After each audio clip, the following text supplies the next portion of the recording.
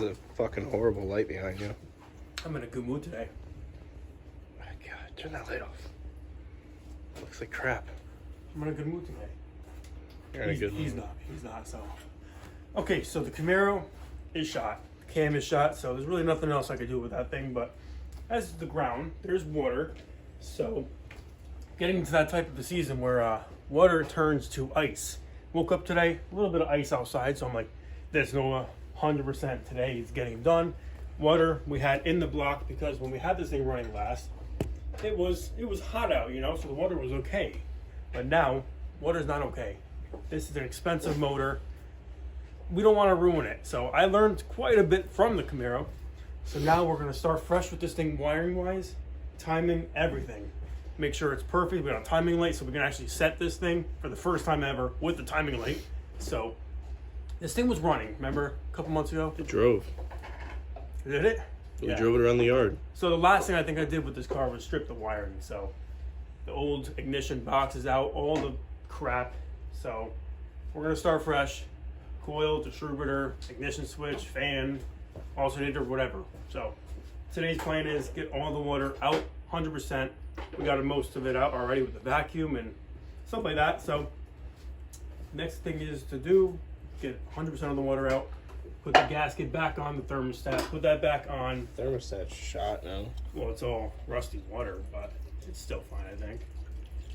So we're gonna do that, pull the plugs out, pull the distributor out, Don't even move. top dead center, pull the valve cover back off so we get a compression stroke. But we gotta find the plug for the radiator, so. It's not even on it anymore. No, it's somewhere. It was on the car in the port, so either it's on the ground in there or I put it in on the floor. So we'll find it. But coolant, you're gonna buy some coolant for this thing because it deserves it, right? Yeah. Yeah, it does. So this carb, the issue we had last time with over flooding or whatever, I think the needle and seat was bad. It wasn't seating. So I got some new stuff. The gasket might be bad on the actual needle itself. So I have a couple O-rings for that. OG carb is back on. So we're gonna do this right.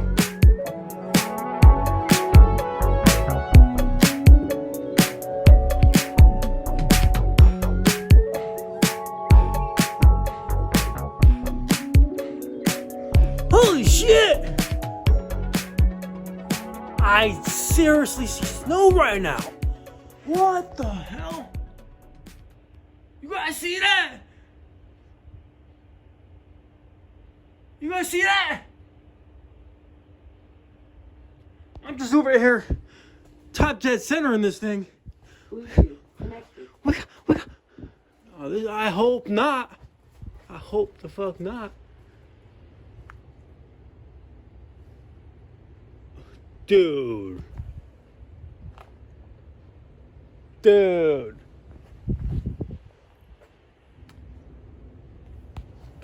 I'm pissed. Compression stroke, both valves closed. There we are.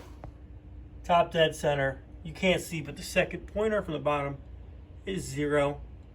So we got that spot on. 10 seconds of snow. I guess it's gone. Thank God. So 0 right there. Pointer towards number 1. And we're perfect. So I'm gonna lock that down just so it doesn't move. I mean, it's not gonna move anyways, but this should be pointing towards like number 6. So I'm gonna call it right there. And we're happy.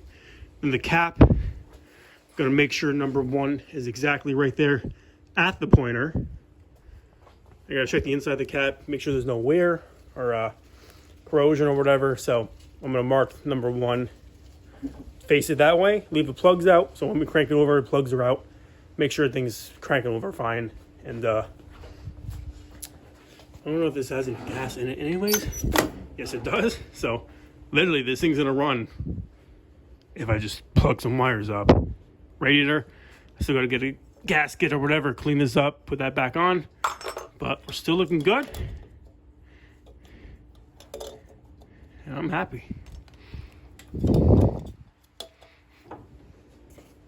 All right, so I put the cap on right here. So number 1 plug, where it sits down, like this, where it clicks in, right there, boom. That's where the latches go. and I had to turn this distributor right here to get this exact mark. Number one, 100% with the rotor. So if you spin this right here, you spin the distributor base until you get this mark lined up right there with the pointer. And that means number one is going to be 100% straight with the rotor. So let me right there. And that's it. We're going to lock the distributor down right there, put the cap on, and now we got 100% direction, number one. Good. Those marks could be probably from trying to turn the distributor by the cap, and it kind of just bumps it or hits it. So we're going to clean those up, and hey, one more improvement. I'm taking my time with this. Uncle Pat is teaching me to just relax. Don't rush it, because I rushed this whole process with the Camaro, and look what happened with that.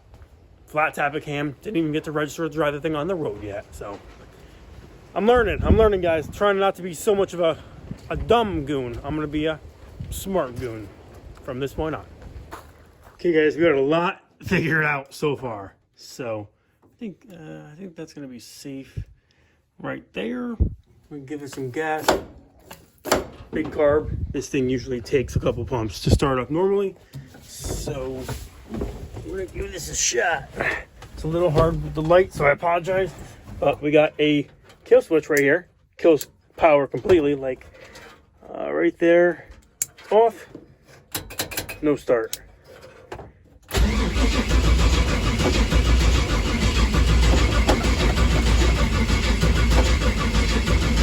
We still got no spark. I don't know why.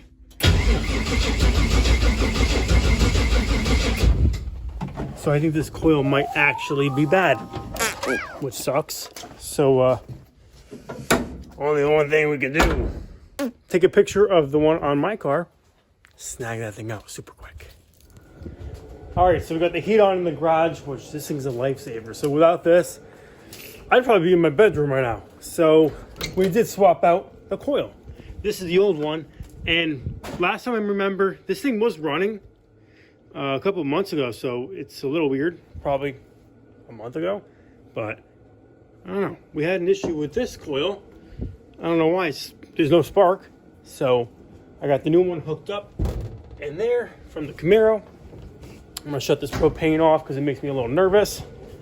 Starting up with all the gas fumes and stuff, so I'm gonna open the garage door, see if this thing comes to life. Which is kind of stupid. I'm letting the heat out a little bit, but this thing, it usually starts up fine. There is gas in there, so I don't want to spray too much, but it's a big carb, so it takes a lot of fuel to fire up the motor. I don't know why I'm nervous. So this thing was running a couple weeks ago, so I don't see a reason why I honestly wouldn't start again. Open that up just in case. I already sprayed it. We don't have the fuel pump wired up yet to a switch, so just run off the float bowl. All right. So switch right now is, we'll try that. There we go.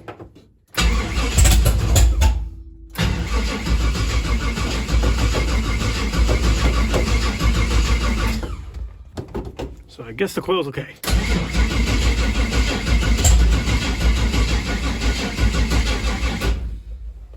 So now we need fuel. So I'm gonna check the fuel cell, see if we got any fuel even in that.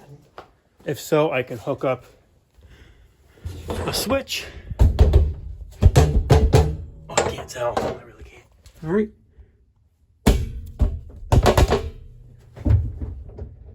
Bone dry. Okay. So what I'm gonna do is just put some fuel in the float bowl. Get this thing just to fire up for a second. That's all we need. Is it spraying anything? Okay, it's still spraying, so I don't know, does it need some more? I'll just crack this open a little bit. Just hold it open for a second. Attack. So this is still, all right, I'll just hold this open a little bit.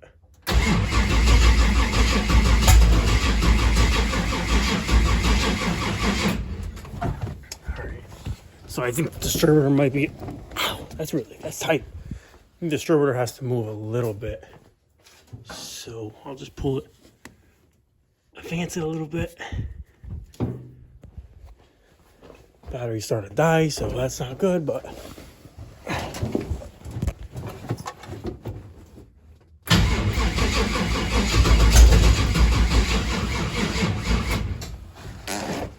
battery. So I think it liked a little bit of advancement, so we're gonna bring it forward just a little bit more. What the fuck? Bring it forward a little bit more. We still got fuel. Good.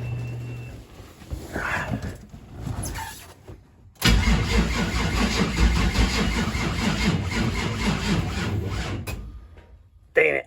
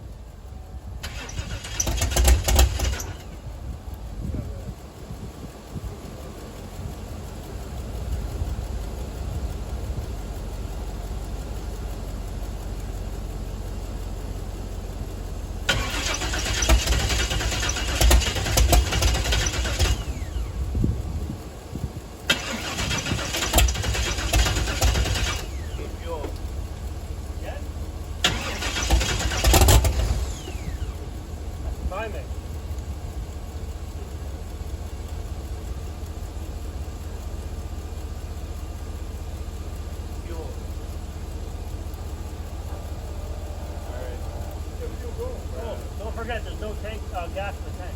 Yeah, we're like out of fuel.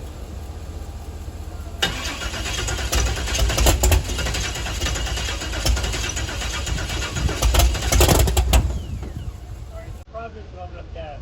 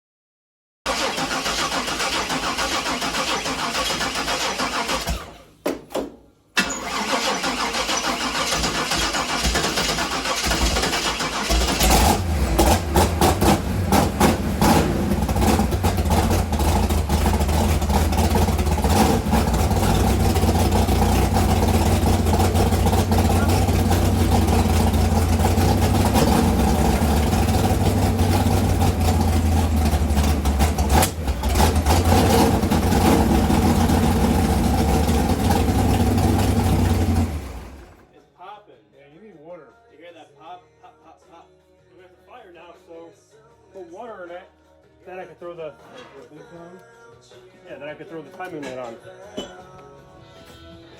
Time to fucking time this now. I got coolant in there, I got oil in there.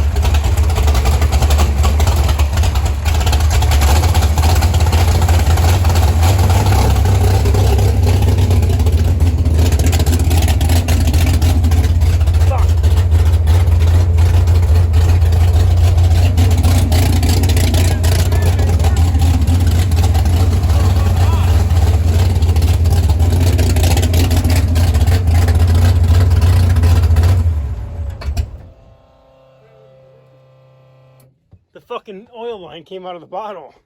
And the water ain't I gotta clean the floor now. The oil, see? Yeah. Dude, we got this thing set at 30 degrees at idle, and then it went to 38 when we revved it. You're still breaking up. Yeah.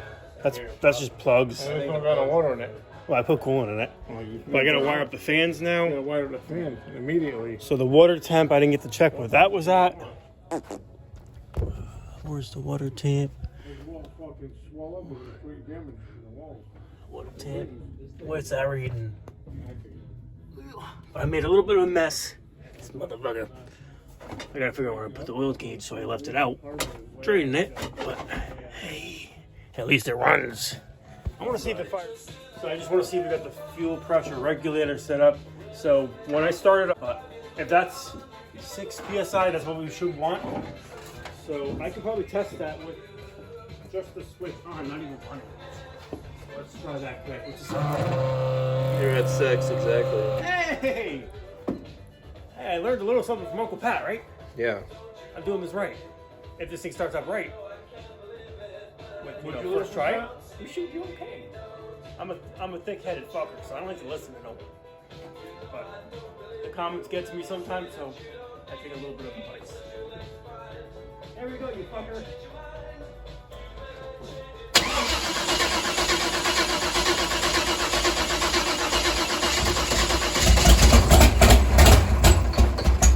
Our plugs are foul.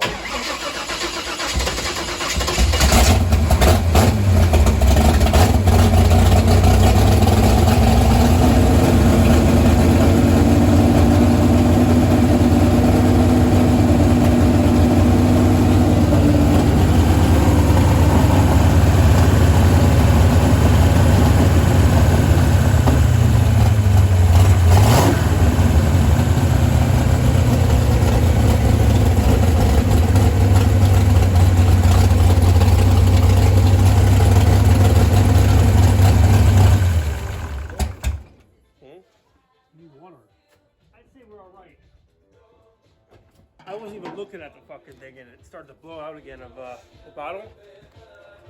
So we're gonna get the speedy dry. We're gonna throw that in there and that's a wrap. Now this car is worth, I think, almost 15,000. It needs a 4-speed. Rust-free titled SS with a big block. With a built big block with unknown horsepower, but I would say probably at least 600. Yeah.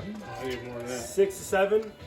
I don't know what's done inside of the motor, but yeah, I don't know anything about this motor, but 468. Who knows how old? I think it depends on just how well we can make it Even flow. Richie said about 800. If we can make it flow, it could push a lot. Probably got 800. But look, I adjusted this fucking thing. I don't. It sounded like it was starving. See, that's not good. Look, it's dripping from the thing. Ain't worth building a 468. Yeah. So let me lower that probably no way. All right, so the car is back in the garage for the night. It's already, I think, 2 or 3 o'clock, but I can tell the sun's starting to set, so time to go in. What we got to do next is the carburetor is still actually dripping from the front, the primary passenger side, like what's it called, the Ventura, whatever. But it's dripping from there. I lowered the float bowl. It's even when the car's not even running. There's no power to the car. Still dripping, so we don't want that situation where it's leaking and flooding out the motor overnight. Can't have that, so we got to figure that out. But also oil pressure gauge, we got to hook up. We got to hook up the electric fan, get more coolant. So as of now, that's how we're leaving off on today. We got all the oil cleaned up on the driveway, in the car, because it's leaking from the floor pan from inside the bucket, which I didn't have the gauge hooked up. So stupid thing I didn't do, but at least we got everything else done. And this thing's at 30 degrees idle, and then up to 38, 39 when you rev it, probably like 2,000, 3,000. But still have to get a tack, get that set up to where the vacuum is still not, it's not very good. So obviously the big cam's going to be low on vacuum, but I still want to get it to where it doesn't hang when you rev it and it kind of just idles on its own and it's a crispy response. We got to figure that out, and I'm not good with carburetors, so might have to get help from someone else. So hope you guys enjoyed the quick little video. Nova made a little comeback, and while we're not working on this piece of crap, we got that piece of crap. So hopefully that thing will actually run and drive. Stay tuned for the next video. Chevelle.